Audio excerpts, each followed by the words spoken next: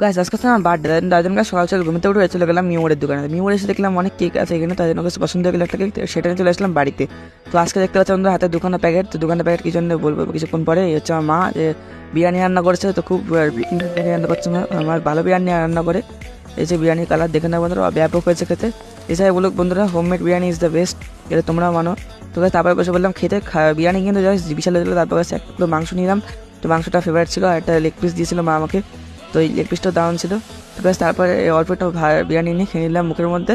তো যা বিরিয়ানিটা দারুণ ছিল। তারপর তাই এরা বসে বসে খেতে, দেখতে পাচ্ছে বন্ধুরা এরা আজকে নিচে বসে খাচ্ছে, কারণ আজকে উপরে আমরা সব কবজা করেছিলাম। আর এই হচ্ছে আমাদের হনু, যে হনু খেতে বসেছে দেখতে পাচ্ছ বন্ধুরা। যাই হোক বন্ধুরা, আজকে দিনটা সেই বিশাল এনজয় হয়েছে, একটু লজ্জা পেয়ে গেলো। তারপর চলে আসলাম উপরে, দেখতে পাচ্ছি আমরা একটু ডেকোরেশন করেছি চারিপাশে।